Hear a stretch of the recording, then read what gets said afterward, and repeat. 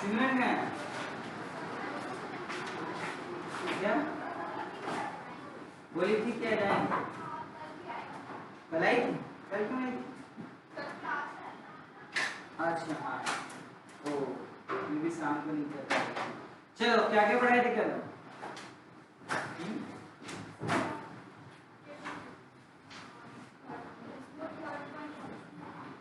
Third क्या था वो ऑन किया अमन ऑन किया लास्ट वीक का क्या क्वेश्चन था लिखे नहीं थे तुम लोग इसको लिख लेना था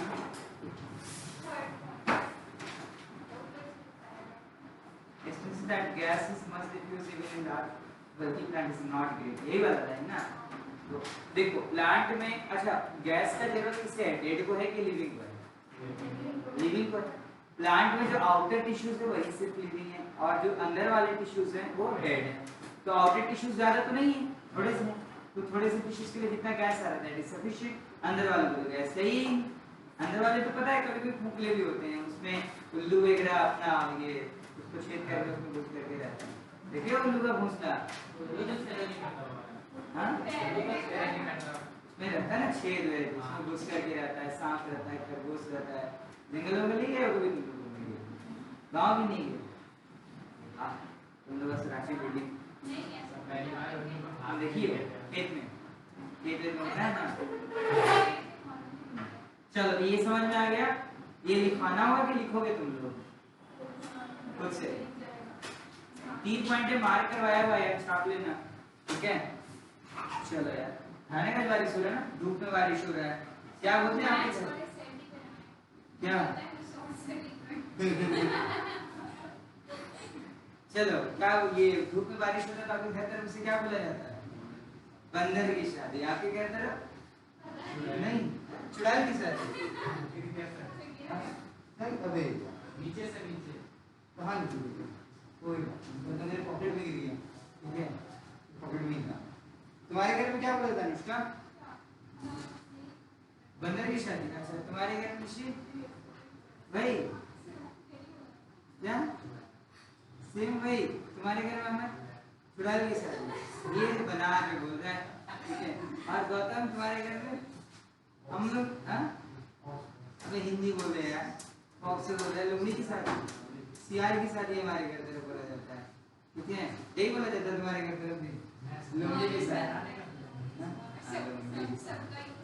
कौन कर रहे हैं उसके साथ सियार बंदर लुंगी के साथ सोच लेना चलो तो आज हम लोग ईएमपी पाथवे पढ़ रहे हैं ईएमपी पाथवे या जिसको हम लोग बोलते हैं ग्लाइकोलाइसिस ठीक है ये हम बहुत अच्छे से समझाएंगे हम लोग आज 6:30 बजे से पहले नहीं छोड़ेंगे क्या क्लासेस के बाद केमिस्ट्री है ना इसका बहुत है हां ठीक है तो 6:30 में हम लोग को क्योंकि हम 4:45 लगाए थे बाद में टाइम बहुत लेट हो गए क्योंकि ईएमपी पाथवे को हम लोग क्या बोलते हैं ग्लाइकोलाइसिस समझ में आया चलो ग्लाइकोलाइसिस के बारे में हम लोग बात करते हैं कि ग्लाइकोलाइसिस क्या है तो सबसे पहले समझते हैं कि हमारा रेस्पिरेटरी सबस्ट्रेट जो हम लोग बात किए थे रेस्पिरेटरी सबस्ट्रेट में हम लोग का फर्स्ट रेस्पिरेटरी सबस्ट्रेट हमेशा कार्बोहाइड्रेट होता है and the primary food source की कार्बोहाइड्रेट फूड से मैक्सिमम में क्या मिलता है कार्बोहाइड्रेट प्रोटीन भी मिलता है बट दैट इज एडिशन समझ में आ रहा है तो कार्बोहाइड्रेट का एक फॉर्म हम लोग लिख लेते हैं जिसका नाम क्या है ग्लूकोज ठीक है सो ग्लाइकोलाइसिस का डेफिनेशन क्या बोलता है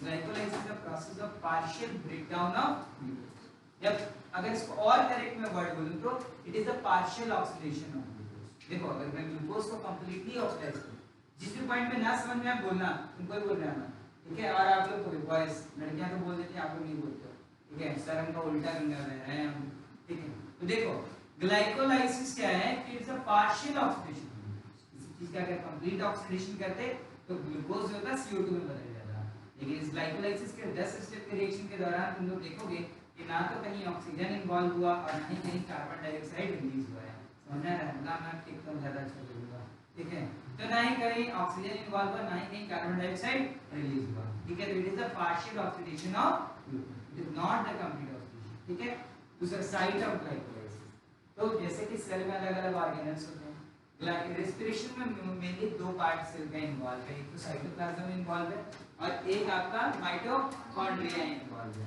तो ग्लाइकोलाइसिस जो होता है ये साइटोप्लाज्म में होता है and it takes place both in aerobic and anaerobic organism. इसमें ऑक्सीजन की तो कोई रिक्वायरमेंट नहीं, तो ऑक्सीजन ये एरोबिक में भी होता है और एनारोबिक।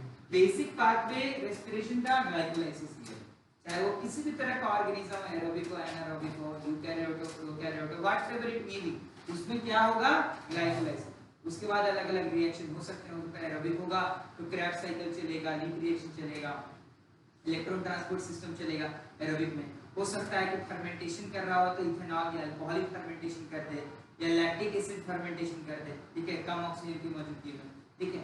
लेकिन बेसिक ये वाला पाथवे तो चलेगा। तो ग्लाइकोलाइसिस हेडिंग डालो एंड लिखना है इसमें। आज तो करवा दिया यार, वो स्पेस छोड़ देना, खुद से लिख लेना यार। तुम देखो कितना वो तीनों पॉइंट में लिख लोगे या फिर मत भेजे हैं, हम भेजे नहीं, मार्क करवाएंगे उसको मार्क किया। अपने हिसाब से देख लो कितना बड़ा तुम्हारा राइटिंग है, क्या है। किसी का मच्छर का टांग जैसा राइटिंग है तो वो सोच लेना, मच्छर के टांग जैसा किसी का है। आपने देखा तो रिंकल का होगा छोटा छोटा, ये कुछ छोटी है, देखा तो रिंकल इसमें। चलो आगे लिखते हैं हम लोग ग्लाइकोलाइसिस। ग्लाइकोलाइसिस लिखना है, it is the partial oxidation of glucose, it is the partial oxidation of glucose, it is the partial oxidation of glucose. आज वो कह नहीं आया, हाँ लड़का लोग का आबादी कम होती है, क्यों?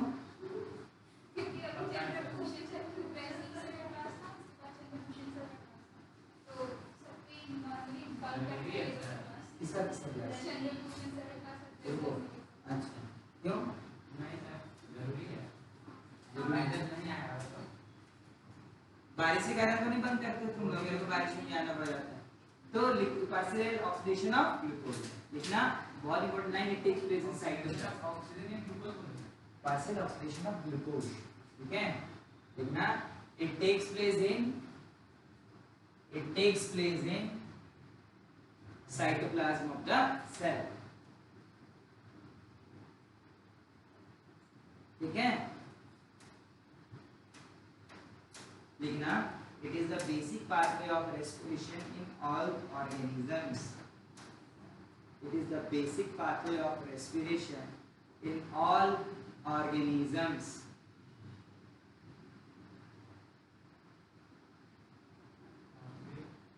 in all organism, it is the basic pathway of respiration in all organism। एक लड़की और आती थी, वो भी नहीं है ये, खुशबू सिमरन, और कौन आती है? आदिति तो बहुत में से नहीं है क्या? और आदिति कौन ऐसा है जो एकदम सेलेक्टिव क्लास करने आता है? नाम बताओ तो हम लोग क्लास लेते हैं, इसके पहले वाले बैच में मिले रहते हैं।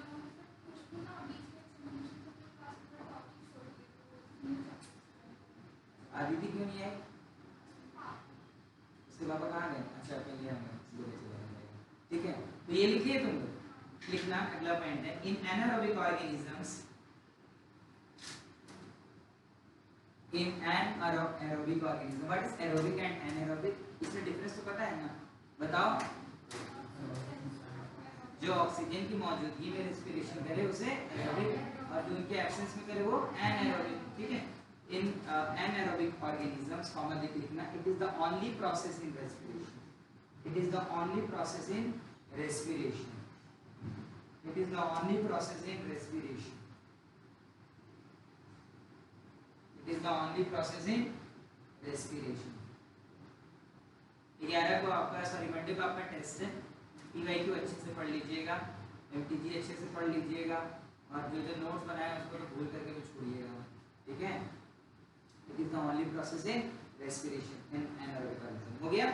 3 साइंटिस्ट हैं, इनका नाम सुन लो तुम लोग, इनके नाम पे इसके बार नाम पढ़ा है, जो कि हम यहाँ पे लिखे EMP पाथवे।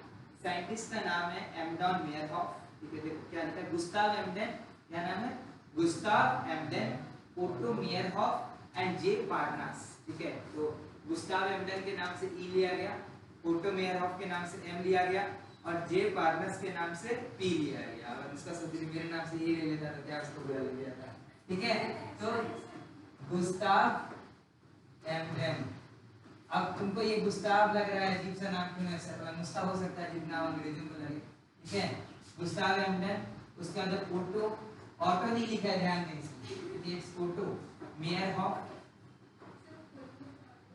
ठीक है, मेयरहॉफ एंड जे पार्नास। जे पार्नास नाम था, छोटा सा नहीं नाम था।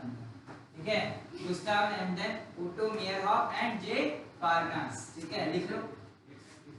वे यार तीन है, तेरा नाम ऐसा उसका अस्मिता वन गौतम कुमार। ठीक है, ऐसा तो नहीं हो सकता, साउथ इंडियंस में होता है ऐसा। अब्दुल कलाम का पूरा नाम पता है? हाँ बोले बोले आगे। हाँ ये पीछे अब्दुल कलाम। हाँ तो कोई और का नाम है क्या?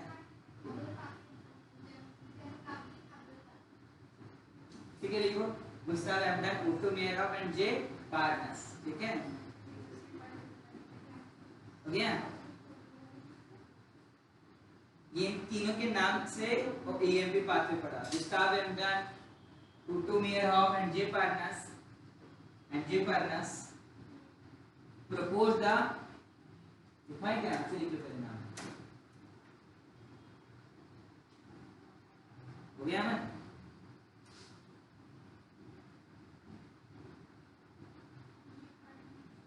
जे पार्नास propose the scheme of glycolysis and hence the name is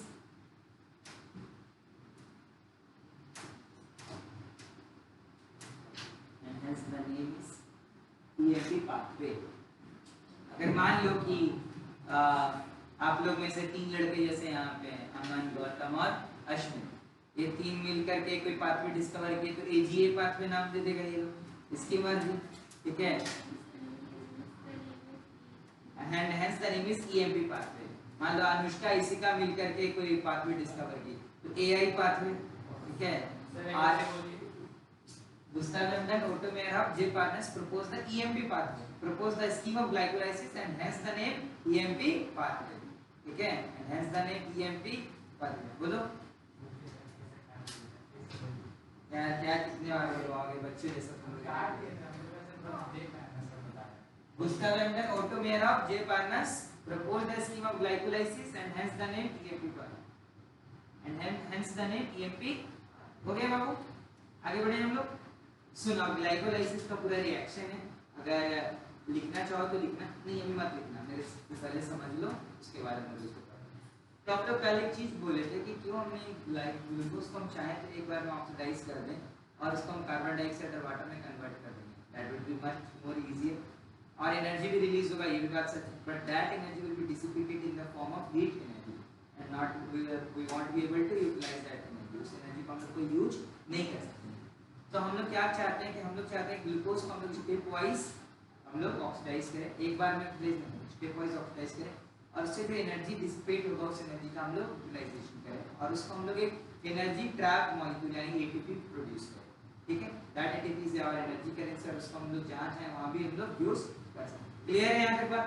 सुनना, तो देखो क्या होता है कि ग्लूकोज बहुत 10 स्टेप का रिएक्शन हो सकता है, तुम लोग को पहले बार अजीब लगेगा पढ़ने में, तुम लोग को लगेगा ऐसा कि एक बार में कैसे इतना याद होगा, लेकिन हो जाएगा धीरे धीरे। और रोज ये चीज को रिवाइज करवाएंगे, ध्यान रखना सारा याद हो जाएगा, इसमें डरना मत पहली बार में कि सर ये तो नहीं हो पाएगा। ग्लूकोज क्या होगा, ये कन्वर्ट हो जाता है, जैसे ग्लूकोज साइटोप्लाज्म में आता है, ये कन्वर्ट होता है ग्लूकोज 6 फॉस्फेट, इसमें कन्वर्ट होता है ग्लूकोज 6 फॉस्फेट। ग्लूकोज में एक फॉस्फेट जुड़ा, किस पोजीशन पे जुड़ा है? तो छठे पोजीशन पे जुड़ा है। ग्लूकोज में छठे पोजीशन पे फॉस्फेट जुड़ा है, ठीक है, तभी तो इसका नाम पड़ा ग्लूकोज 6 फॉस्फेट। मतलब कोई मॉलिक्यूल तो इसको फास्फोरस दिख गया होगा, इस प्रोसेस के दौरान एक एटीपी यूज हुआ है, समझ में आ रहा है? देखना एडीपी आया था, इसको अलग तरह से लिखना ज्यादा बेटर लगेगा। देखो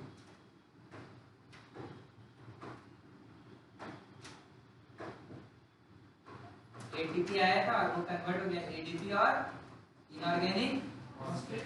क्लियर हो रहा है? तो ग्लूकोज से क्या बना? ग्लूकोज 6 फॉस्फेट, ठीक है, क्यों? फास्फोरस से मिला इसको, ग्लूकोज से ग्लूकोज 6 फॉस्फेट में कन्वर्ट हो गया।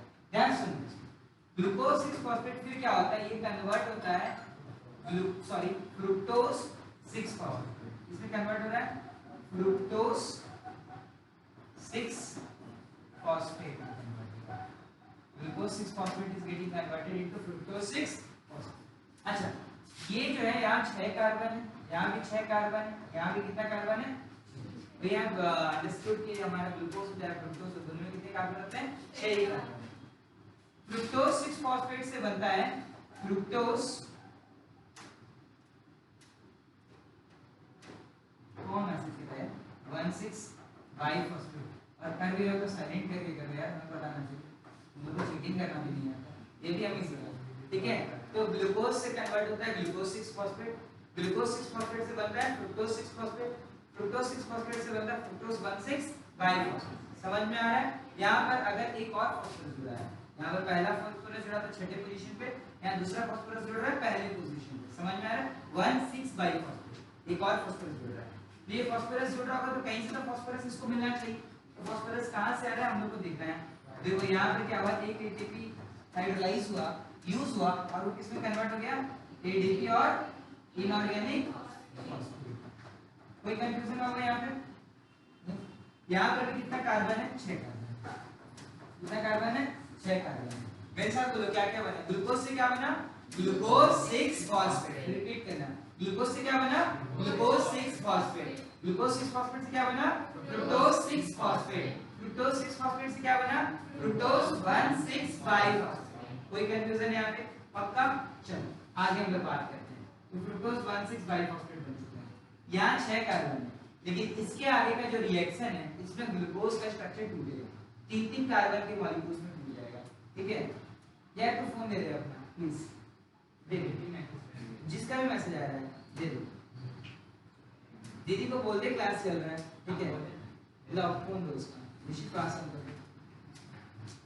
और भी अगर मैसेज करना चाहते हैं तो अभी यहाँ पर रख दीजिए, 6:30 के बाद मैसेज कर दीजिए, ठीक है? तो देखिए हम लोग बात कर रहे थे फ्रुक्टोज 16 बाइफॉस्फेट हो गया, कितने मॉलिक्यूल का ये था? 6 कार्बन का।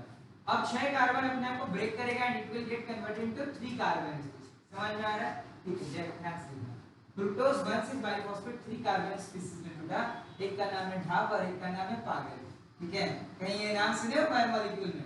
ढाप और पागल, ठीक है? नाम लिख दे रहे हैं, डाइहाइड्रोक्सी एसीटोन फॉस्फेट। बहुत बढ़िया, डाइहाइड्रोक्सी एसीटोन फॉस्फेट। कितना कार्बन है इसमें आपको? 3 carbon. Dihydroxy acetone phosphate 3 carbon है, और इसमें आपका इसका शॉर्ट फॉर्म में हम लिख दे रहे हैं DHAP। क्या नाम है इसका? DHAP।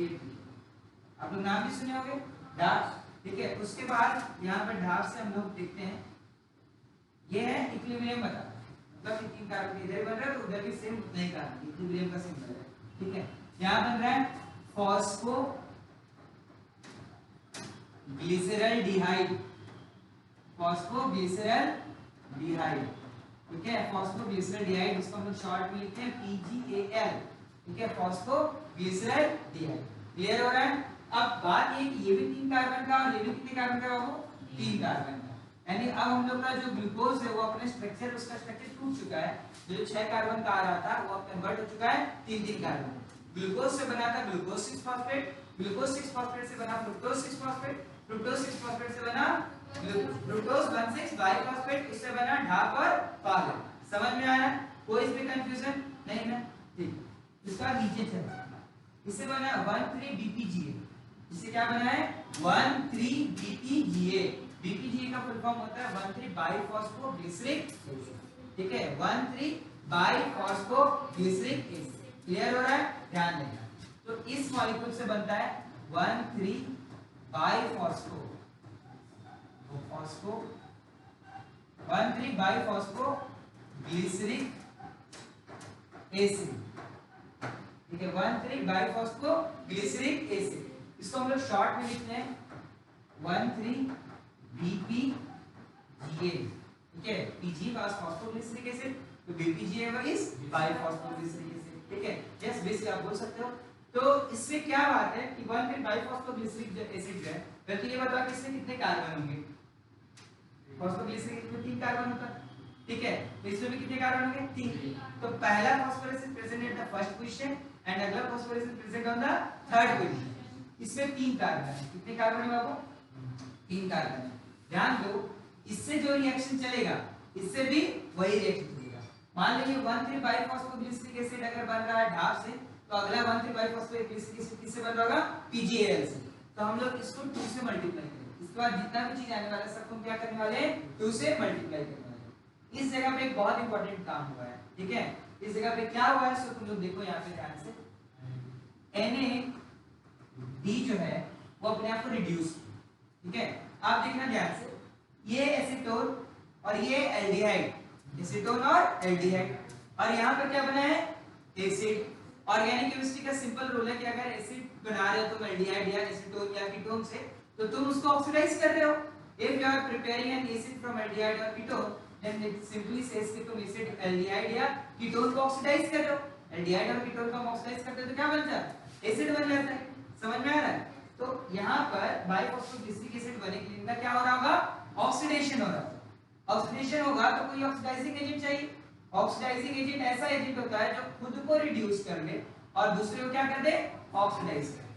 अच्छा, अब हम लोग थोड़ा सा केमिस्ट्री का में आ जाते हैं। तो ऑक्सीडेशन का हमने डेफिनेशन पढ़ा था कि ये अगर कोई ऑक्सीडाइज हो रहा है तो अपना इलेक्ट्रॉन लूज कर रहा है, या ऑक्सीजन गेन कर रहा है, या प्रोटॉन लूज कर रहा है, H+ लूज कर रहा है। समझ में आ रहा है? तो अगर ये इलेक्ट्रॉन लूज कर दे, समझ में आ रहा है? ये इलेक्ट्रॉन लूज कर दे और सामने वाला स्पीशीज को गेन कर ले, तो जो गेन करेगा वो रिड्यूस हो जाएगा, और अगर ये लूज कर रहा है इलेक्ट्रॉन तो वो क्या हो जाएगा? ऑक्सीडाइज। समझ में आ रहा है ना? ये NAD+, ये क्या है? NAD+, ये क्या हुआ? ये NADH में कन्वर्ट हुआ। NADPH नहीं हुआ, वो ध्यान देना है। नाम हम क्या लिख रहे हैं? हम जानबूझ के लिख रहे हैं, ऐसा नहीं कि P हम छोड़ रहे हैं। यहाँ नाम है NADH, ठीक है? NADH, समझ में आ रहा है? This is NADH, not NADPH। NADPH was prepared only for process of photosynthesis। यहाँ क्या है? NADH, याद रखना। P नहीं, यहाँ पर ऐसा नहीं कि भूल से छोड़े, या नहीं है। तो NAD+ किसमें कन्वर्ट हुआ? NADH by accepting one electron from the above species। जो भी ऊपर में केमिकल उससे एक इलेक्ट्रॉन लेकर के NAD+ किसमें कन्वर्ट हुआ? NADH। अच्छा, एक मॉलिक्यूल 1,3-DPJ बनाने में एक NADH का प्रोडक्शन होना था, तो 2 बनाने में कितना बनता होगा? 2। तो हम क्या करेंगे? इसको हम लोग 2 लिख देंगे आगे। क्लियर मैथमेटिक्स, ठीक है? 1 NADH is equal to 3 आगे आएगा हमारे पास, ठीक है? तो यहाँ NADH बना। 1,3-बाइफॉस्फोग्लिसरिक एसिड से बनता है आपका 3-फॉस्फोग्लिसरिक एसिड। क्या बना? 3-फॉस्फोग्लिसरिक एसिड। 3-फॉस्फोग्लिसरिक एसिड, इसमें 2 फॉस्फोरस नहीं है, एक ही फॉस्फोरस है। और कौन सी पोजीशन पे है? 3rd position. And there are 2 molecules of this phosphoglyceric acid, ठीक है? 3-फॉस्फोग्लिसरिक एसिड नॉर्मल भी था, हम पढ़े थे, याद करो फोटोसिंथेसिस में, ठीक है? 3-फॉस्फोग्लिसरिक एसिड था, यानी इसे एक फॉस्फोरस चल गया। वो फॉस्फोरस आखिर कहाँ गया होगा तो देखते हैं हम लोग। तो क्या हुआ है देखना, इस स्टेप के दौरान ADP जो है वो रिसीव किया फॉस्फेट, क्या रिसीव किया? फॉस्फेट। देखना, ADP रिसीव किया फॉस्फेट और किसमें कन्वर्ट हो गया? ADP। तो कहां से फॉस्फेट रिसीव किया? तो देखो इसके पास है ना, इसके पास एक फॉस्फोरस है, उसको रिसीव करके ADP किसमें कन्वर्ट हो गया? ATP। अच्छा, एक अगर फॉस्फोग्लिसरिक एसिड बनाने के लिए एक ATP बनता, यहाँ कितना फॉस्फोग्लिसरिक एसिड बन रहा है? 2। तो ये कितने मॉलिक्यूल होंगे? 2। ये कितने मॉलिक्यूल बनेंगे? समझ में आ रहा है? क्लियर है? तो यहाँ पर 2 ATP बना। 3-फॉस्फोग्लिसरिक एसिड से बनता है 2-फॉस्फोग्लिसरिक एसिड। इससे क्या बनता है? 2 फॉस्फो। ऑर्गेनिक केमिस्ट्री GOC पढ़ाई हुआ तुम लोगों का? GOC होता क्या है? जनरल, जरा सा भी आइडिया थोड़ा बहुत भी। 2-फॉस्फोग्लिसरिक एसिड, ये क्या है बाबू? 2-फॉस्फोग्लिसरिक एसिड। यहाँ पर 3rd पोजीशन से फॉस्फोरस उठ के किस पोजीशन पे आ गया? 2nd position. और कोई बड़ा चीज नहीं हुआ, 3rd पोजीशन फॉस्फोरस था, वो किसमें आ गया? 2nd position. समझ में आ रहा है? 2-फॉस्फोग्लिसरिक एसिड फिर कन्वर्ट होता है फॉस्फोइनॉल पाइरुवेट। इसमें कन्वर्ट हुआ फॉस्फोइनॉल पाइरुवेट में, ठीक है? ये एक साथ है, थोड़ा अलग अलग हो गया है इसमें। फॉस्फोइनॉल पाइरुवेट में कन्वर्ट हुआ, PEP बोलते हैं। और जब ये कन्वर्ट हो रहा था तो एक प्रोसेस ऐसा हुआ है कि एक मॉलिक्यूल पानी का निकला है, ठीक है? फॉस्फोइनॉल पाइरुवेट बनते समय क्या हुआ? एक मॉलिक्यूल पानी का निकला है। समझ में आ रहा है? एंड लास्ट स्टेप इज ये जो फॉस्फोइनॉल पाइरुवेट है it will finally get converted to pyruvate किससे कारण आप उसको पाइरुवेट भी बोल सकते हो। ये सब दो है मॉलिक्यूल बन रहा है फॉस्फेट में पाइरुवेट दो मॉलिक्यूल पार्ट में निकला है ठीक है। यहाँ पर बना हमारा पाइरुविक एसिड क्या बना वो पाइरुविक एसिड ठीक है। पाइरुविक एसिड में कितने कार्बन होते हैं 3 कार्बन और कितना मॉलिक्यूल पाइरुविक एसिड बना है 2 मॉलिक्यूल। समझ में आ रहा है। अब ध्यान से देखो अब ये रिएक्शन इतना लंबा है कि तुम लोग सोचोगे कि सर ऐसे तो बोलने में आसान लग रहा है कि याद हो जाएगा लेकिन ये 10 स्टेप का रिएक्शन ये कहां से पूरा कहानी कथा लग रहा है याद कैसे इजी है। पहली बार में डर लगता है हमको भी डर लगा था लेकिन इजी है। तो पहले स्टेप्स को हम लोग काउंट करते हैं ठीक है। ग्लाइकोलाइसिस इज 10 स्टेप रिएक्शन कितने स्टेप का रिएक्शन है 10 स्टेप्स ठीक है। तो चलो एक बार ग्लाइकोलाइसिस के स्टेप हम लोग काउंट कर लेते हैं कितना स्टेप है। देखो ये पहला step this is second step third step fourth fifth sixth ठीक है। ये रिएक्शन स्टेप में काउंट करते हैं एक नहीं है वो इक्विलिब्रियम स्टेप है ना उसको काउंट करना है उसको ठीक है। 6 7 8 9 एंड फाइनली यस। अब इसमें तुम लोग याद रखो कि किस स्टेप में एटीपी यूटिलाइज हो रहा है और किस स्टेप में एटीपी प्रोड्यूस हो रहा है ठीक है। एक गलती छूट गया है मेरे से ही ठीक है देखना ध्यान से।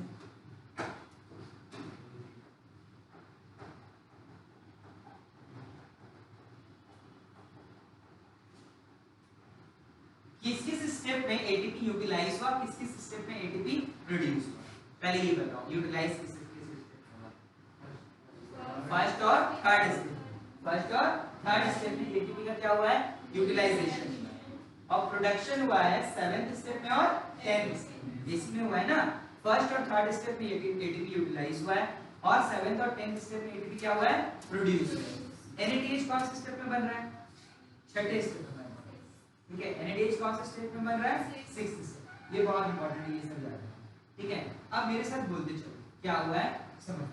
ग्लूकोज से क्या बना ग्लूकोज 6 फॉस्फेट ग्लूकोज से क्या बना ग्लूकोज 6 फॉस्फेट ग्लूकोज 6 फॉस्फेट से क्या बना फ्रक्टोज 6 फॉस्फेट फ्रक्टोज 6 फॉस्फेट से क्या बना फ्रुक्टोज 1,6 बाइफॉस्फेट फिर ग्लूकोज टूट गया समझ में आ रहा है। फिर ग्लूकोज क्या हुआ टूट गया और वो बना ढाक और पागल क्या बना ढाक और पागल। तो ढाक क्या था डाइहाइड्रोक्सी एसीटोन फॉस्फेट क्या था डाइहाइड्रोक्सी एसीटोन फॉस्फेट और पीजीएल क्या था फॉस्फोग्लिसरॉल्डिहाइड ठीक है फॉस्फोग्लिसरॉल्डिहाइड उससे बना 13-BPGA उससे क्या बना 13-BPGA ठीक है। 13-BPGA क्या है 13-बाइफॉस्फोग्लिसरिक एसिड उससे क्या बना 3-फॉस्फोग्लिसरिक एसिड ठीक है। उससे क्या बना 3-फॉस्फोग्लिसरिक एसिड उससे बना 2-फॉस्फोग्लिसरिक एसिड फिर बनता है फॉस्फोइनॉल पाइरुवेट लास्ट क्या बना पाइरुवेट। इसका याद करने की बहुत ही बकवास ट्रिक है ठीक है क्योंकि हम खुद चुरा के लाए YouTube से अपना नहीं। तो वो ट्रिक ये है कि great grandmother throws fresh fruit dish and goes by picking pumpkins to prepare great grandmother throws fresh fruit dish ठीक है and goes by dish यहाँ तक हो गया ना उसमें एक याद रखना ठीक है and goes by picking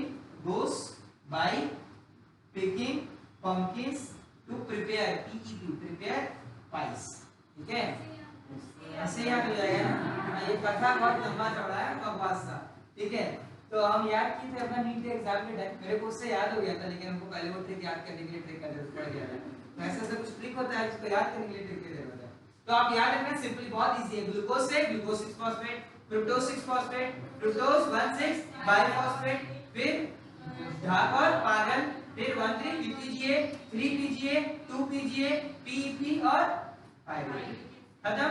अब सुनो देखते हैं अब इसमें ना ये अभी खत्म नहीं हुआ है ठीक है अभी मूवी खत्म नहीं हुआ। अब ये रिएक्शन हो रहा है तो सारे रिएक्शन में एंजाइम्स होते हैं बायोलॉजिकली रिएक्शन में जनरली एंजाइम होते हैं तो हमें सारे रिएक्शंस की एंजाइम्स पढ़ने हैं ठीक है।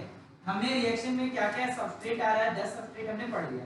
ग्लूकोज ग्लूकोज 6 फॉस्फेट उससे क्या बनता है फ्रुक्टोज 6 फॉस्फेट फिर क्या बना फ्रुक्टोज 1,6 बाइफॉस्फेट फिर क्या बना आप कुछ बोलते नहीं हो अभी बोलो फ्रुक्टोज 6 फॉस्फेट क्या बना बोलो फ्रुक्टोज 1,6 बाइफॉस्फेट। बोलो क्या लिखा हुआ है, देखो हमको मत देखो, इसको देखो, फ्रुक्टोज 1,6 बाइफॉस्फेट।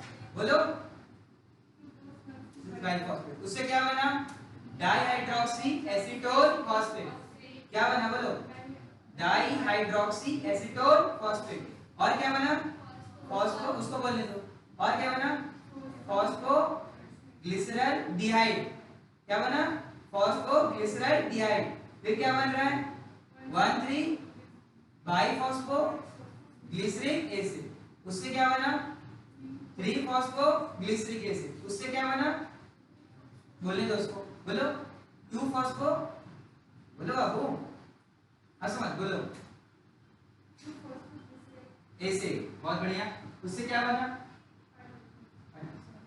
Phosphoenol pyruvate. तो लास्ट क्या है, पाइरुवेट।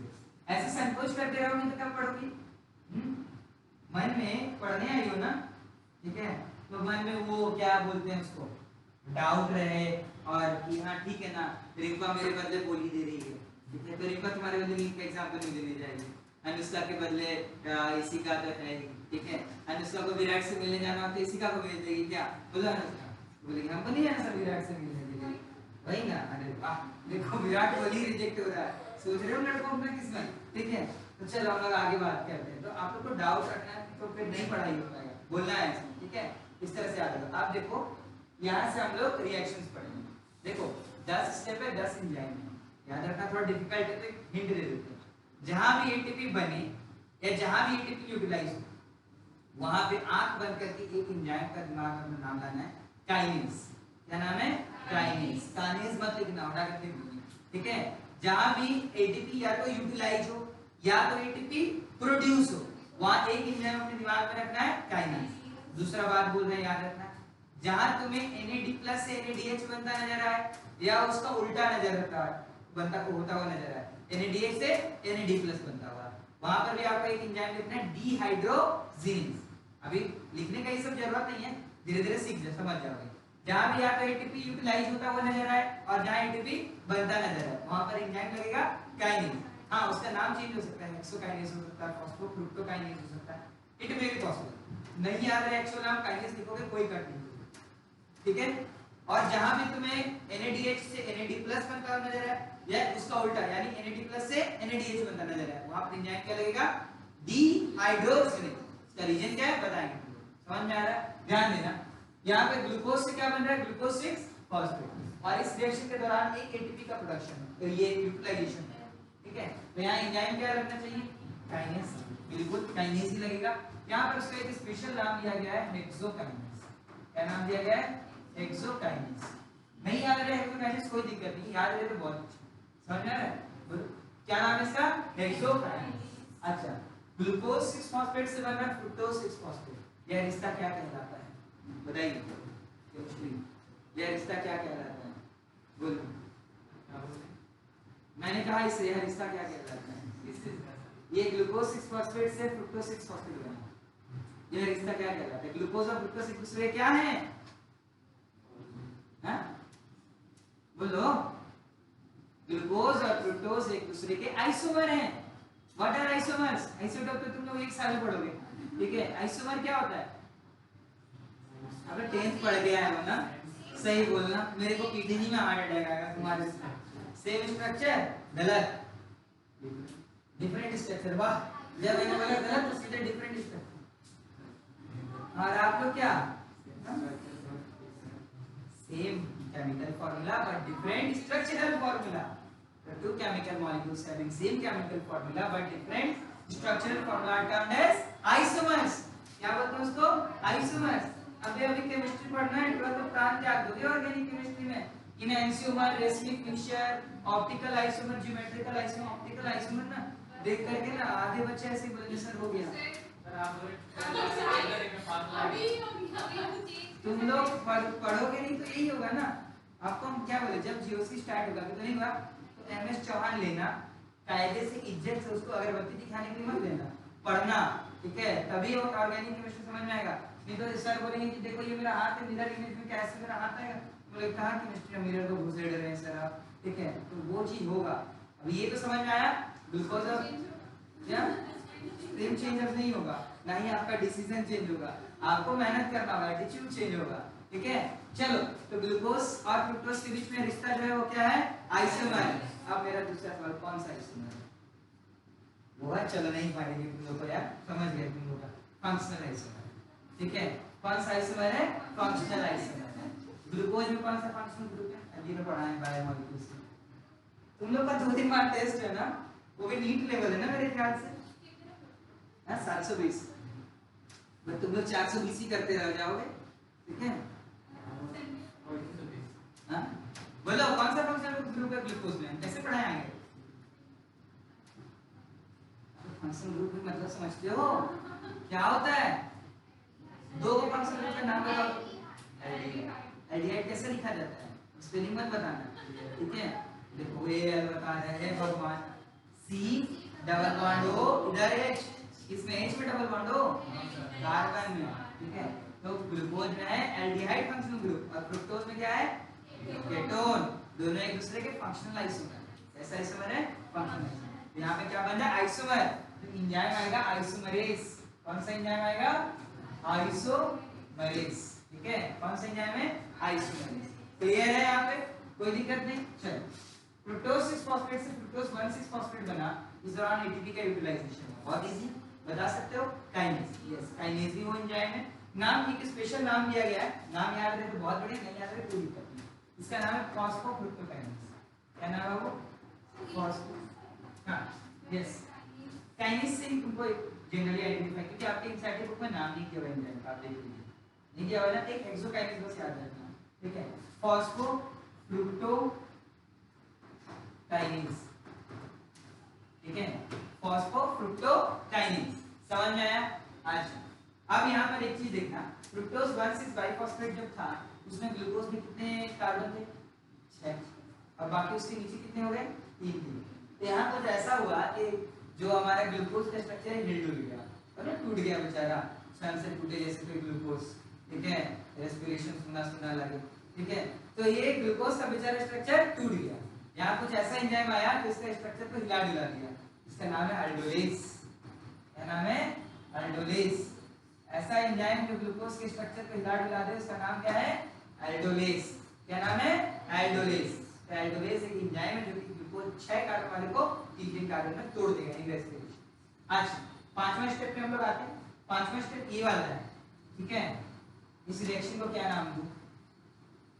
सीरियस का नाम दे रहा हूं।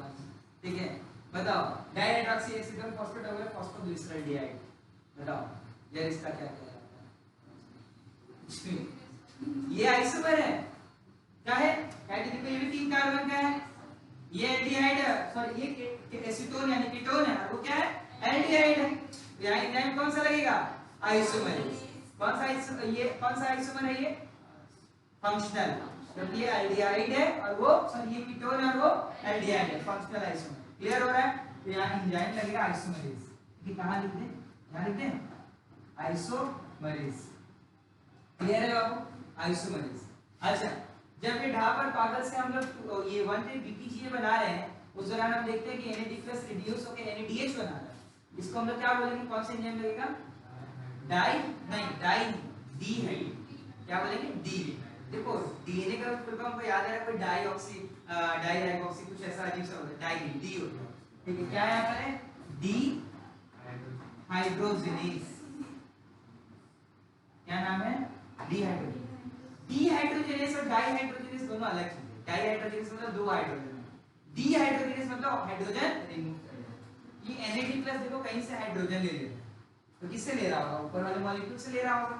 तो NAD+ में कोई ऐसा एंजाइम जुड़ा जो कि सामने वाले मॉलिक्यूल से हाइड्रोजन खींच के इसमें लगा दिया। तो एक ऐसा एंजाइम मिलना चाहिए ना हमें जो कि हाइड्रोजन खींच सकता हो। तो कौन सा एंजाइम है? डीहाइड्रोजनेज। डीहाइड्रोजनेज हाइड्रोजन रिमूव कर रहा है, इसका नाम क्या है? डीहाइड्रोजनेज।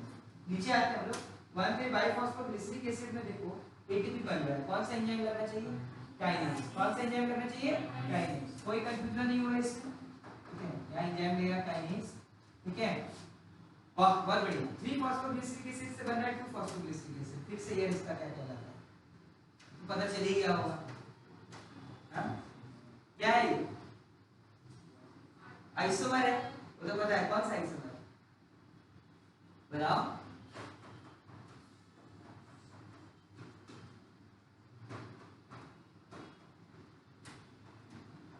इसको बोलते हैं पोजिशनल आइसोमर। क्या बोलते हैं? Positional isomer. इसका भी फार्मूला लिखोगे तो सेम आएगा, इसका भी फार्मूला लिखोगे तो सेम आएगा, क्योंकि इसमें थर्ड पोजीशन पे फास्फोरस और इसमें सेकंड पोजीशन पे फास्फोरस, इसको हम लोग क्या बोलेंगे? Positional isomer. अब जहां आइसोमर लगे वहां सिंपल सी बात है, हम लोग क्या लगाएंगे? आइसोमरेज। ठीक है, हम लोग लगाए आइसो। ठीक है, यहां फॉस्फोग्लिसरेट के 6 से बना फॉस्फोइनोल पाइरुवेट, यहां एक स्पेशल नाम है, याद रख लेना, इनोलेज। इनॉल बना रहा है तो क्या नाम पड़ेगा? इनोलेज। और लास्ट स्टेप पर तुम लोग खुद भी बता दोगे। ठीक है, क्या नाम होगा यहाँ पे? क्लियर है? So this was all about glycolysis. इसका कैलकुलेशन बताएंगे। ठीक है, आज ही बता देते हैं, इतना टाइम बच गया, अभी बहुत टाइम कैलकुलेशन पढ़ेंगे।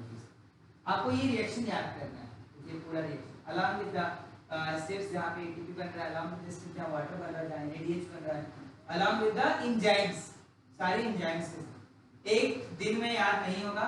जैसे जैसे पढ़ाते चलेंगे रोज इसको हम लोग लिखेंगे, रोज हम लोग याद करेंगे, और डेफिनेटली मान के रहो कि लास्ट डे तक तुम लोग को पूरा respiration on your finger tip, जितना ये टफ चैप्टर क्लियर होता है उतना ही आसानी से ये याद रहेगा। तुम लोग वो सारा जो थ्योरेटिकल चैप्टर वो भूल सकते हो, लेकिन रेस्पिरेशन नहीं भूलोगे, ये बहुत समझने वाला चैप्टर है। चलो बताना, ग्लूकोज से क्या बना? ग्लूकोज से क्या बना? सब बोलोगे। ग्लूकोज से क्या बना? ठीक है, ग्लूकोज से बना ग्लूकोज 6 फॉस्फेट। उससे क्या बना? ठीक है, फ्रुक्टोज 6 फॉस्फेट। उससे क्या बना? बहुत बढ़िया, फ्रुक्टोज 1,6 बाइफॉस्फेट। उससे क्या बना? बोलो, DHAP एंड PGA, ढाप एंड पागल। ठीक है, ढाप और पागल। ठीक है, ढाप और पागल बना ना। इससे क्या बना? 1,3 BPGA, 1,3 BPGA, 1,3 BPGA। उससे क्या बना? 3 PGA। फिर क्या बना? 2 PGA। ठीक है, 3 PGA। फिर क्या बना? 2 PGA। फिर क्या बना? PP। और फिर क्या बना? 5। तो टफ था क्या? बहुत टफ था क्या? तुम्हारे प्राण निकल गया क्या? देख करके तो निकले होंगे, पढ़ के नहीं निकलेंगे। ठीक है, इतना भी टफ समझ आया? अब नंबरिंग कर लो। ठीक है, नंबरिंग कर लो, 1 2 3 4 5 6 7, यहाँ 8 9 और 10। ठीक है, 10 हो गया। अब बताओ कौन कौन स्टेप पे एटीपी यूटिलाइज हुआ था? फर्स्ट और थर्ड। ठीक है, फर्स्ट में हम लोग लिख देंगे एटीपी से बना था एडीपी और इनऑर्गेनिक फॉस्फेट। थर्ड में हम लोग से लिख देंगे एटीपी से एडीपी और इनऑर्गेनिक फॉस्फेट। बना किसके स्टेप में? 7th और 10th, 7th और 10th। ठीक है, बना था 7th और 10th में। एडीपी में जुड़ा इनऑर्गेनिक फॉस्फेट। अब क्या बना? एडीपी कितना बना था? 2 ठीक है, 10th में भी बना लेते हैं हम लोग। एडीपी में इनऑर्गेनिक फॉस्फेट जुड़ा, और क्या बना? एडीपी। पानी किस स्टेप पे आया था? 9th स्टेप पे पानी आया था। और एनएडीएच किस स्टेप में बना था? 6th। Na2+ रिड्यूस होकर क्या बना दिया था? अब टफ था क्या? अब एंजाइम का लिख लोगे। एंजाइम में कोई ट्रिक का जरूरत नहीं, जहां एटीपी वहां काइनेज, जहां एनएडीएच वहां डिहाइड्रोजनेज, जहां आइसोमर वहां आइसोमरेज। दो बस याद रखना, जहां ग्लूकोज के साथ मिल गया वहां हाइड्रोलेज, जहां इनॉल बना या पानी निकला वहां इनोलेज। बस ना, टफ था क्या? नहीं। चलो फिर से बताओ, ग्लूकोज से क्या बना? सब कॉपी अपना बंद कर दो, ये कॉपी बंद करो। ठीक है, बोलो अनुष्का, ये बोल रही थी।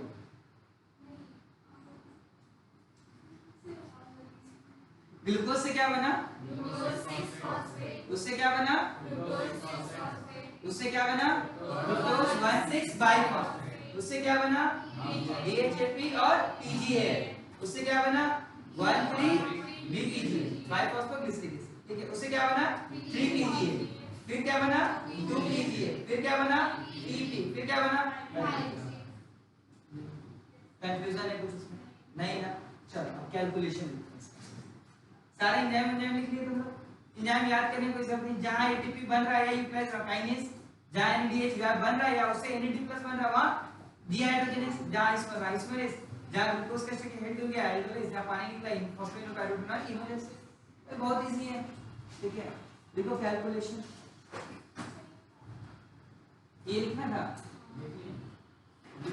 लिखो लिखो जल्दी जल्दी लिखो। अभी बड़ा कर दे थोड़ा सा, जब नीचे स्क्रॉल करना हो तो बताना।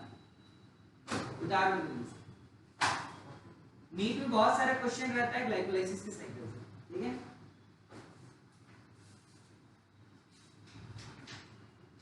एफटीजी सॉल्व कर रहे हो, डीवाईटी सॉल्व कर रहे हो, इसका तुम लोग को दिलाना है ये डीपीपी फोटोसिंथेसिस का तो नहीं दिए। एप्पल क्या है तेरा, कवर से इतना मोटा है कि पैदा ही इतना मोटा हुआ।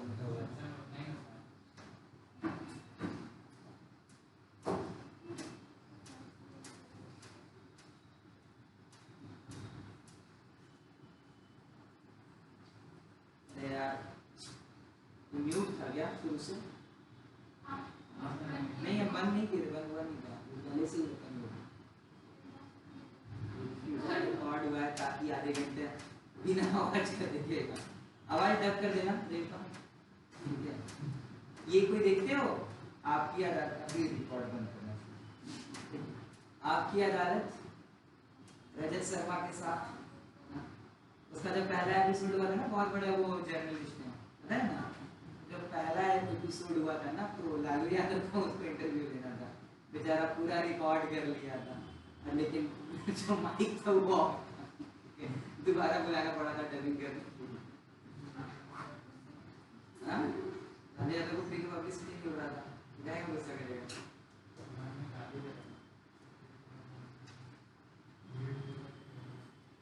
रजत शर्मा भी बहुत, देखो आज कितना बड़ा जर्नलिस्ट है, बहुत हार्डवर्क से ऊपर पहुंचा है। तुम लोग वर्क ही नहीं करते हो, हार्डवर्क क्या है? हार्डवर्क नहीं करना है, क्या करना है? स्मार्ट वर्क नाम का कोई चीज नहीं होता। अब एडमिशन लेते समय तुम्हें सिखाया गया होगा कि एक हार्डवर्क होता है, स्मार्ट वर्क होता है, नहीं होता स्मार्ट वर्क। हमें स्मार्ट वर्क नहीं करना, हमें प्लान वर्क करना, ठीक है। लेकिन नया चीज आ गया, क्या बताते रहते सर, प्लान वर्क मतलब कि आज हमें पढ़ने का प्लानिंग है तो पढ़ाई करेंगे, खेलने का प्लानिंग है तो खेलेंगे, बीच में ये पढ़ते समय मोबाइल लेकर के स्क्रॉल कर रहे हैं, मेरा थोड़ा आदत अब आ गया, ऐसा लग गया है, ठीक है। पढ़ते पढ़ते बीच में इंस्टा पे देखे बादल बरखा बिजली देखने लगे तुम लोग, ठीक है। बस कल्याण हो जाएगा जीवन का। कौन कौन है इंस्टाग्राम पे? यहाँ पे अनुष्का का तो कल आया था मेरे को सजेशन, और कौन है? इशिका भी, इशिका का भी शायद देखे हैं, ऐड अभी तुमको रिमूव करवाएंगे इंस्टा से, ठीक है। और आप लोग लड़कों में सब है,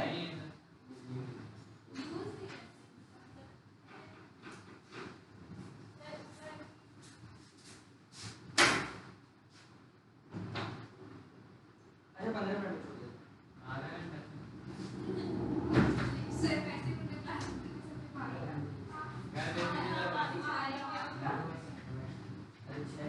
जल्दी जल्दी करो बाबू।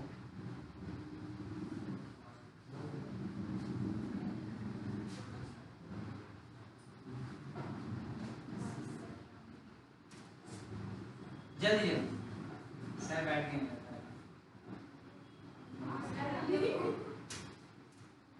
क्यों आते हो तुम लोग? तो ये रीजन नहीं समझ और बोल देते हैं 5 के ऊपर कर दें क्या?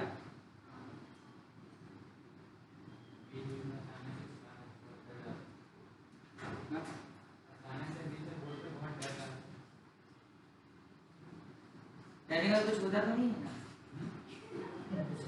नहीं कुछ होता। चलो जल्दी लिखो।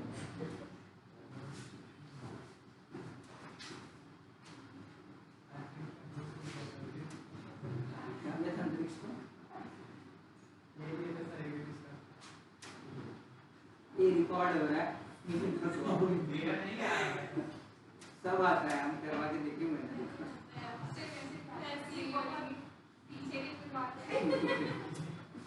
नहीं मैंने म्यूट कर दिया है, मैं बच जाऊंगा।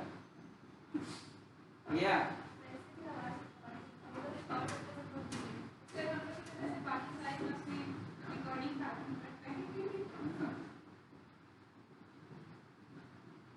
हो गया बाबू, जल्दी करो, थोड़ा सा कैलकुलेशन लिखवाएंगे।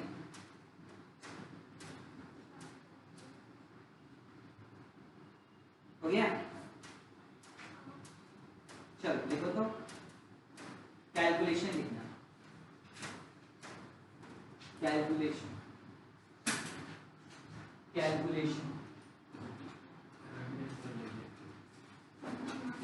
में लिखना, देखो नंबर ऑफ एटीपी यूटिलाइज्ड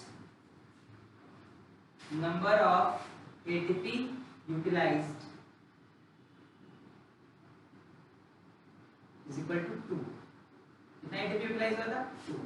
ठीक है, अब लिखना number of ATP produced by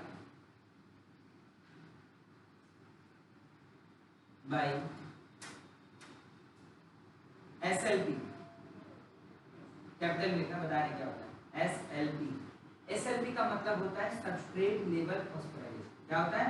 substrate level phosphorylation. सुनो, जब ये रिएक्शन हम देख रहे हैं तो यहाँ सबस्ट्रेट है, सबस्ट्रेट डायरेक्टली जब रिएक्शन के दौरान एटीपी बनाते हैं, कोई केमिकल रिएक्शन के दौरान डायरेक्टली क्या बन जाए? एटीपी, उसको हम लोग बोलते हैं सबस्ट्रेट लेवल फॉस्फोराइलेशन। दूसरा होता है यहाँ पर NADH, एक NADH 3 एटीपी के बराबर होता है। एक NADH कितने एटीपी के बराबर होता है? 3 एटीपी। तो NADH को क्या करना पड़ता है? ऑक्सीडाइज करना पड़ता है माइटोकॉन्ड्रिया में ले जाकर के। ATP इज लाइक करेंसी, जिसको आप कहीं भी यूज करते हैं। Check is like NADH is like check, बड़ा अमाउंट का होता है और बैंक में आपको उसको कैश करवाना पड़ता है, तभी आप यूज कर सकते हैं। NADH जाता है माइटोकॉन्ड्रिया में, ऑक्सीडाइज होता है और उससे 3 एटीपी बना देते हैं हम लोग। ठीक है, तो NADH से जब एटीपी बनेगा तो उसको हम लोग ऑक्सीडेटिव फॉस्फोराइलेशन बोलेंगे। ठीक है, NADH से जब एटीपी बनेगा तो क्या बोलेंगे? Oxidative phosphorylation. और डायरेक्टली केमिकल रिएक्शन में एटीपी बना तो क्या बोलेंगे? Substrate level phosphorylation. क्लियर है? तो देखो number of NADH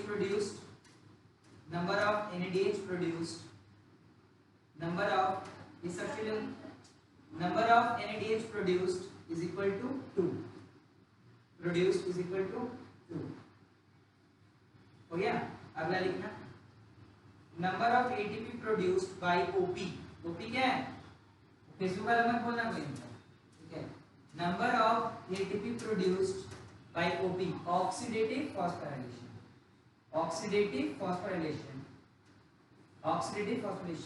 is equal to लिखना 6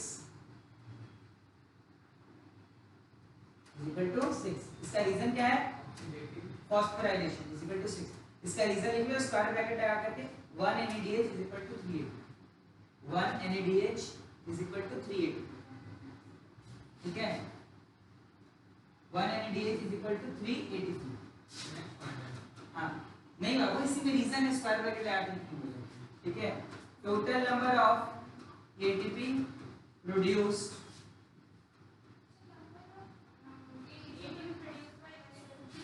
SLP 3 बोले थे, 3 नहीं बाबू 4 बोले थे, सॉरी माफ करना, 4 बोले थे। ठीक है, क्योंकि 2 पहले बना था 7वां स्टेप में, 2 10वां स्टेप में बना है ना।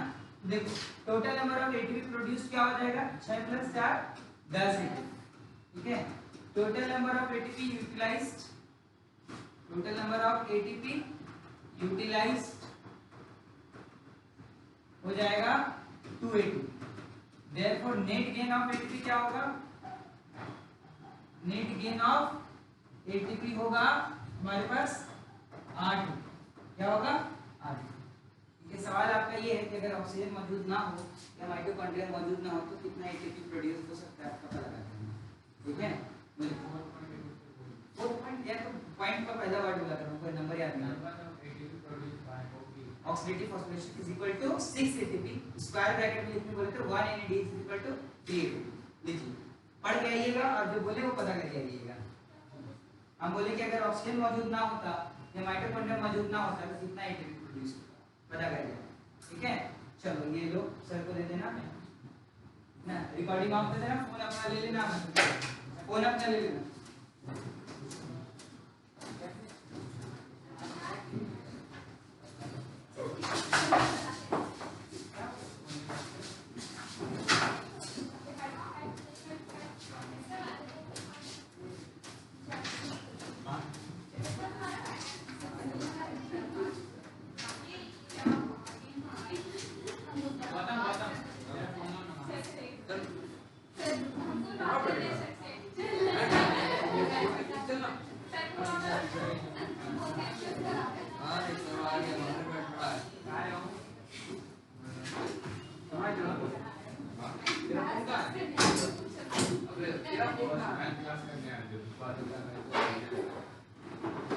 और तो वही करना है।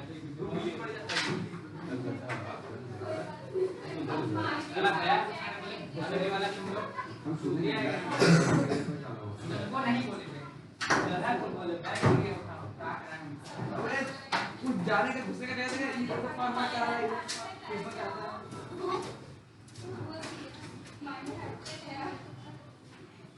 एक शर्ट का बात है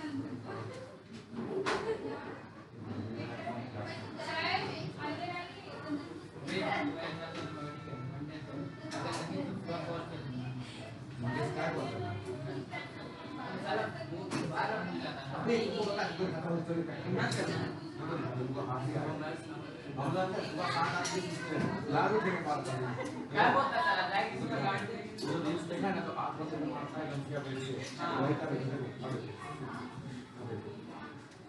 वीडियो बन रहा है अब यहाँ है पर परवाह मार रहा भाई मारा है तो पूरा खतरनाक मारा मतलब जो 8 घंटे का रखा था 8 घंटे मारा क्या क्या होता है अरे हम ही इसको भेज देते हैं देखो ये दिए भी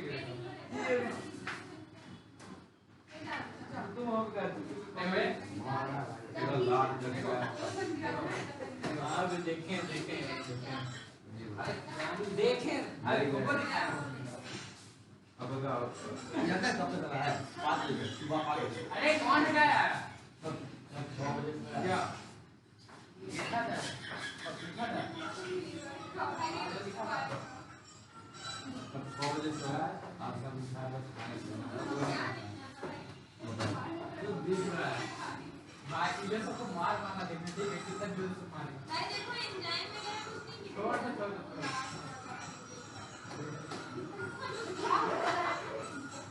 भाई मारो देख रहा है पट्टी घूट का मारने लगा अबे बैठ के मार अरे एक जगह पे सही है अबे वो आवाज क्या था गजब पैर में इसका इतना काटे नहीं सकता हम जाके आए हैं इसको भाई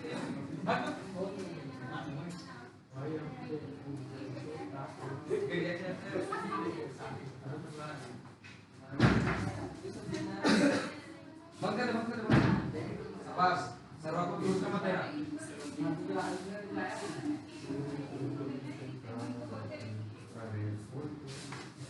डर गया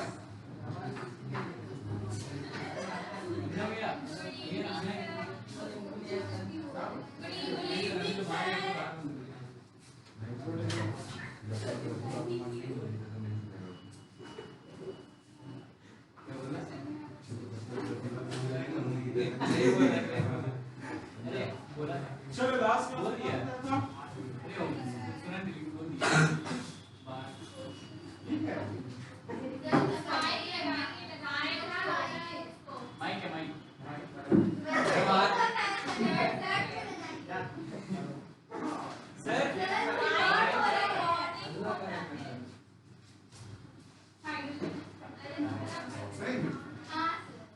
अरे वाह हाँ सर वो तो आप देख अपने टीवी में आ गए सर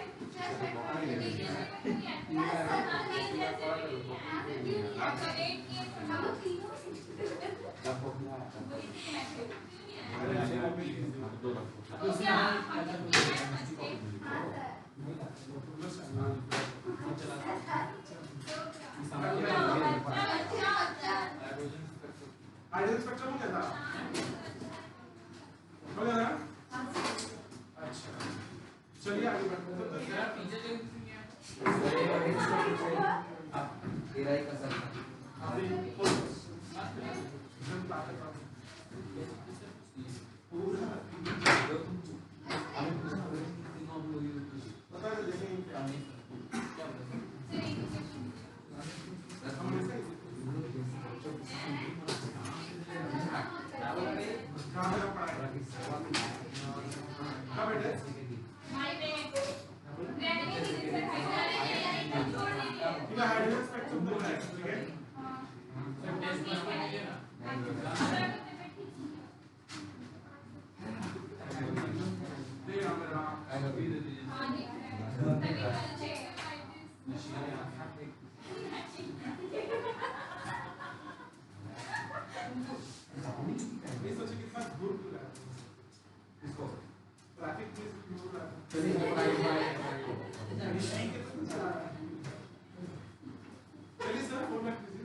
बाद में हाई हेलो करेंगे।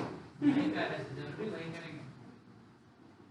इतना स्वभाव लगवाई कि क्या बात सर क्या सर आप मुझे लगी एकदम से हाँ दिखा दे सर क्या करते हैं।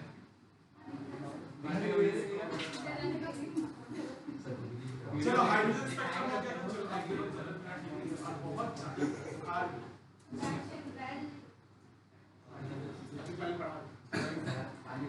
तो हम लोग स्टार्ट करते हैं।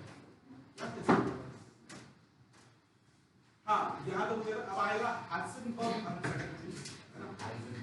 Heisenberg uncertainty. अच्छा हाइसेनबर्ग से पहले हम लोग पढ़ेंगे डी ब्रॉगली हाइपोथेसिस, जो कि बहुत और आप लोग बच्चे इसको डी ब्रॉगली तक आए एग्जाम में भी आ गया। आज एग्जाम में भी आ गया सर। अरे सर अरे बहुत आसान एग्जाम में भी आ गया। आ गया। हाँ वेव नेचर कोई बात नहीं। तो एक क्लास को तो तुम लोग ये लगा। चलो Hesson sorry de Broglie wave equation क्या बोल रहे हैं? क्या करवा दें? वो सब मेरा पार्ट है। हम तो अपना क्वेश्चन देने का टेस्ट कर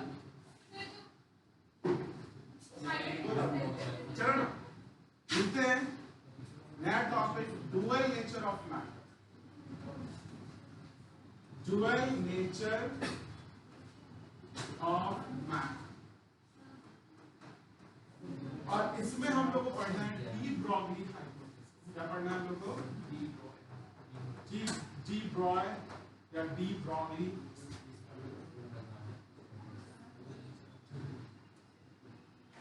डी ब्रॉय या डी ब्रॉगली हाइपोथेसिस।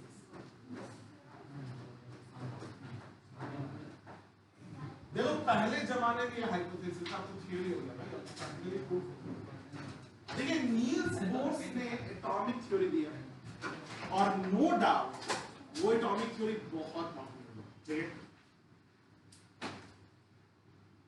एक एक चीज को कैलकुलेट करना, ठीक है इलेक्ट्रॉन्स को पोजीशन को जस्टिफाई करना कोई आम बात तो था नहीं। उन्होंने सब कुछ कैलकुलेट करके सामने रख दिया। ठीक है तो नील्स बोर्स का जो एटॉमिक मॉडल था वो बहुत पावरफुल था, लेकिन नील्स बोर्स के साथ एक प्रॉब्लम थी। सब कुछ ठीक था उनका एटॉमिक मॉडल, ठीक है प्रॉब्लम ये था उन्होंने एटम को पार्टिकल मान लिया। क्या मान लिया? उन्होंने इलेक्ट्रॉन्स को क्या मान लिया? पार्टिकल मान लिया। लेकिन हम लोग उससे पहले हम लोग देखे थे फोटो इलेक्ट्रिक इफेक्ट और डी ब्लैक बॉडी रेडिएशन में कि जो पार्टिकल्स होते हैं वो वेव की तरह बिहेव करते हैं और वेव जो होता है वो किस तरह बिहेव करता है? पार्टिकल। नील्स बोर्स का कहना था कि electron proton neutron these are particles, लेकिन हम जानते हैं कि सर वो वेव्स की तरह बिहेव करते हैं आपका वेव्स की तरह, है ना? तो इसका मतलब ये हुआ सर कि नील्स बोर्स का एटॉमिक मॉडल यहाँ पे आके गलत आता है। क्यों गलत आता है? कि उन्होंने सिर्फ और सिर्फ एटम को क्या माना? पार्टिकल माना, वेव नहीं माना। तो अगर कोई बोलता है कि ड्रॉबैक्स ऑफ नील्स बोर्स बताइए तो क्या वो लिखेगा? कि उनका ये माना कि एटम एक पार्टिकल है नॉट वेव। ठीक है ये क्या कर दिया सुना ना? डी ब्रॉगली ने इसको प्रूव करके दिखा दिया कैसे एक एटम वेव की तरह बिहेव कर सकता है, कैसे पार्टिकल वेव की तरह बिहेव कर सकता है और कैसे वेव पार्टिकल की तरह बिहेव कर सकता है। ठीक है डी ब्रॉगली ने, ठीक है हम लोग इसी में देखेंगे डी ब्रॉगली इक्वेशन। क्या देखेंगे हम लोग? De Broglie equation. अब ये इक्वेशन आया कहां से? और ये बहुत इंपॉर्टेंट इक्वेशन है। ठीक है ध्यान दीजिए ये एक्चुअली दो इक्वेशन का ये कॉम्बिनेशन। एक है फ्रॉम पार्टिकल नेचर, इससे आपका from particle nature. Particle nature के बेसिस पे अगर हम लोग बात करें तो energy is equals to MC. बताइए क्या होता है? E is equals to MC square. ये पार्टिकल नेचर को दिखाता है। इसको दिखाता है आपका पार्टिकल नेचर। हमें आता है सर कोई भी ऑब्जेक्ट जब लाइट या लगभग लाइट का स्पीड में ट्रैवल करेगा तो उसका मास कितने में बदल जाएगा? है ना? अगर हम देखें तो इसको इक्वेशन 1 ले लीजिए। दूसरा फ्रॉम वेव नेचर। और अगर वेव नेचर के बारे में हम लोग बात करें तो हम लोग जानते हैं सर कि एक और होता है E is equals to H into nu. होता है कि नहीं होता है? याद है ना? किसी भी वेव का एनर्जी किसके टाइप ऑफ मोशन होता होता है फ्रीक्वेंसी, है ना? इसको इक्वेशन 2 ले लेते हैं। अब ध्यान दीजिए, from equation 1 and 2, from equation 1 and 2 हम लोग क्या लिख सकते हैं बताइए? हम लोग लिख सकते हैं h nu is equals to mc square, है ना? दैट मींस हम इसको लिख सकते हैं ऐसा, hc by lambda is equals to what? mc square. That means lambda is equals to hc by क्या आपका mc square. अब स्क्वायर से c कट जाएगा, यानी क्या आएगा मेरे पास? lambda is equals to h by mc, है ना? अब यहाँ पे समझ ध्यान से, इस c को रिप्लेस कर दिया गया v से, मतलब वेलोसिटी से। यहाँ पे क्या है आपका? c is replaced by velocity, velocity of the object, क्योंकि कोई भी ऑब्जेक्ट का स्पीड लाइट के बराबर तो नहीं हो सकता है, इसलिए c को हटा के क्या लगा दिया मैंने? v लगा दिया। ठीक है, अब अगर आप ध्यान से देखिएगा, जैसे मतलब this is the equation, lambda is equal to क्या लिख सकते हैं? h by p भी लिख सकते हैं। यहाँ पे p क्या हो गया आपका? मोमेंट। क्या हो गया आपका? आई बात सुनने, ये था डी ब्रॉगली इक्वेशन। क्या है आपका? डी ब्रॉगली, इसको क्या लिखूं?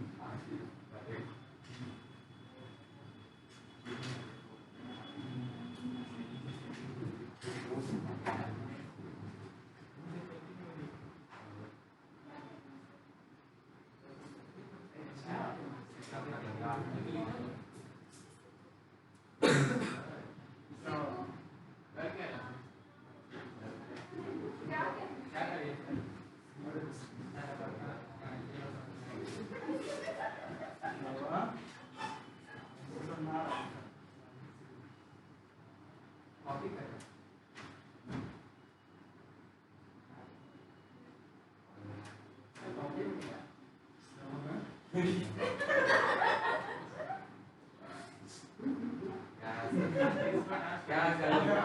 उसे डांस करने का मौका मिल रहा था, उसको भूख फिर आप आए कि सुनी से नागिन में क्या हुआ? दीपक सर का बहुत दिन दीपक सर उड़ गए थे।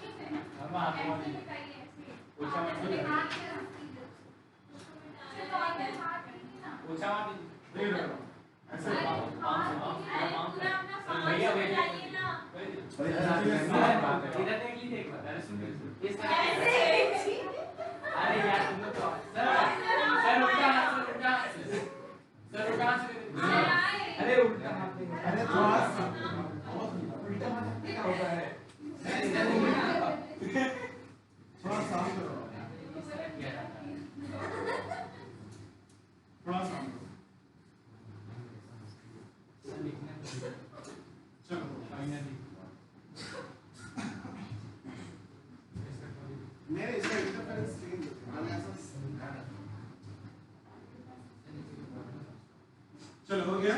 नहीं सर आपको डिस्टर्ब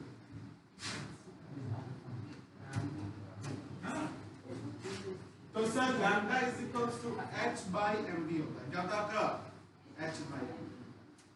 ध्यान दीजिए इस फॉर्मूला से चलो उतार लो।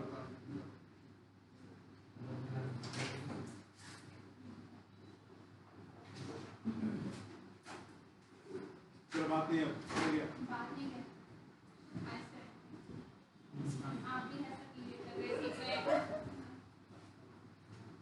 ऐसा क्या रिजल्ट आएगा क्या वो तो हमेशा होता है चलिए आगे बढ़ते हैं। तो हो गया लिखा C is replaced by velocity v। अच्छा p का मतलब मोमेंटम था। एंड तक क्या होता है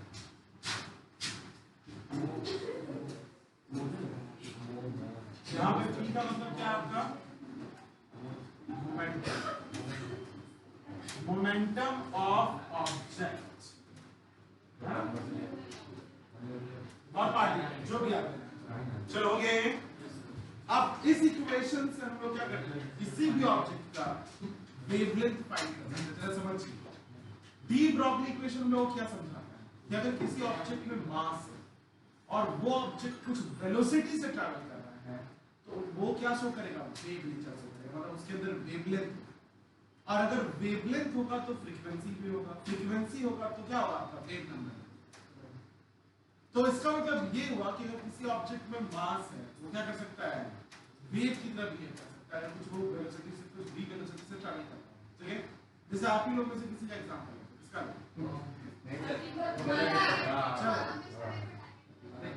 सितारे चलो चलो ये लाल शर्ट कितना बजे नहीं तुम्हारा मेरा इतना लेना गलत एग्जांपल है बताओ मान के चलते हैं बाहर साफ हो जाओ। तो मान लो कि आप लोग में से किसी एक का अमन का चलो अमन मान लो सुनिए एक ऑब्जेक्ट है जिसका मास मान लेते हैं कितना है आपका ध्यान दो यहाँ पे मान लेते हैं 50 kg है आपका